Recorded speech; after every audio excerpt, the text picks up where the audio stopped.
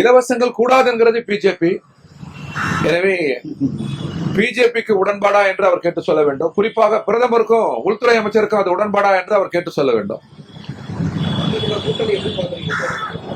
அது தோல்வி அடைந்துவிடும் கூட்டணி என்று நாங்கள் பார்க்கிறோம். தோல்வி உறுதி என்று நாங்கள் பார்க்கிறோம். ஏனென்றால் தமிழ்நாட்டு மக்கள் எப்பொழுதுமே ஒற்றுமை விரும்புவார். அண்ணா திராவிட முன்னேற்ற கழகம் தனித்து நின்றால் கூட போட்டி கடுமையாக இருக்கும்.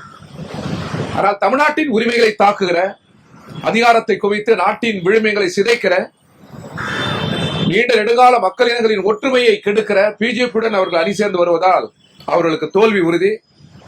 தமிழக மக்கள் அவர்களை தோற்கடிப்பார். திமுக தலைமையால் எங்கள் கூட்டணி வெல்லும்.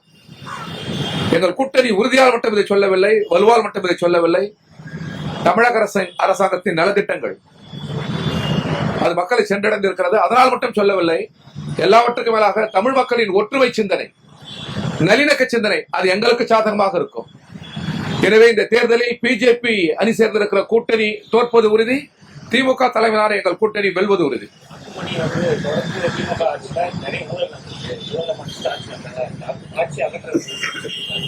கடுமையான வார்த்தைகளை அவர் பயன்படுத்துகிறார். முதலில் அவர் அணி சேர்ந்திருக்கிற பிஜேபி ஆளுகிற ஊபி, பீகார் இது போன்ற மாநிலங்களை அவர் பார்க்க வேண்டும்.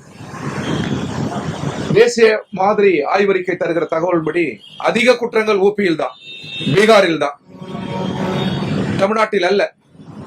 எனவே அவர் படித்தவர், இதையும் சேர்த்து படிக்க வேண்டும் என்று நாங்கள் கேட்டுக்கொள்கிறோம்.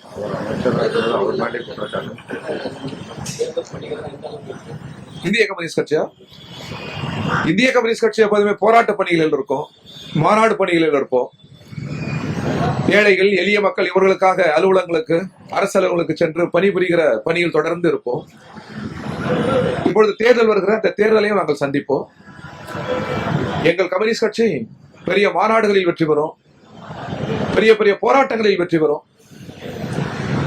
நாடாளுமன்ற ஜனநாயகம் உயிர்ப்போடு இருப்பதற்கே கம்யூனிஸ்டுகளின் பங்களிப்பு மகத்தானது என்று அமிர்தாசன் சொன்னது போல் நாங்கள் இயங்கிக் கொண்டே இருக்கிறோம். தேர்தல் நெருங்கிவிட்டது.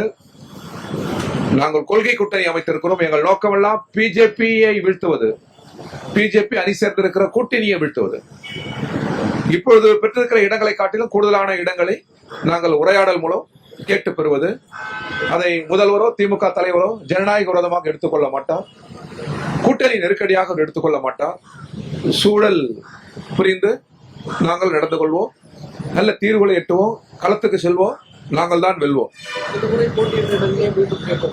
அது இந்திய கம்யூனிஸ்ட் கட்சியின் தமிழ்நாடு மாநில குழு கூடும். எந்தெந்த இடங்கள் என்று வரிசைப்படுத்தி அதை முதலில் உங்களுக்கு தான் அறிவிப்போம்.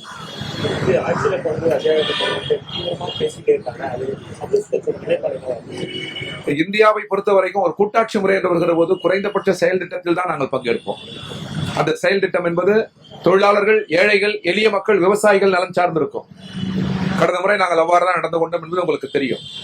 தமிழ்நாட்டில் அதுபோல ஒரு கொள்கை முடிவு எடுக்கவில்லை, அதுபோன்ற ஒரு உரையாடல் இல்லை.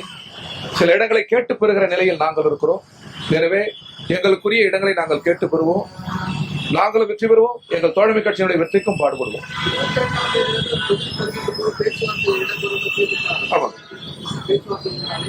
இல்லைங்க, அப்படி இன்னும் இல்ல, அழைக்கல. அவ்வாறு அழைத்தால் நாங்கள் முதலில் உங்களுக்கு தானே தெரியும். நீங்கள் ஜனநாயகத்தை மறுக்க ஒண்ணாத தூண். எனவே அவ்வாறு அழைப்பு தான் ஊடகங்களுக்கும் பத்திரிகைகளுக்கும் தான் முதலில் நாங்கள் தெரிவிப்போம்.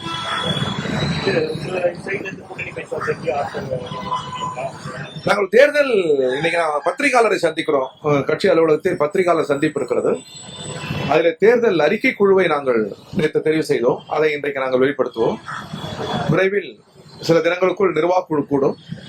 பேச்சுவார்த்தை குழு ஒன்றை நாங்கள் உருவாக்குவோம். எந்தெந்த இடங்கள் என்று வரிசைப்படுத்தி நாங்கள் உரையாடலை துவக்குவோம்.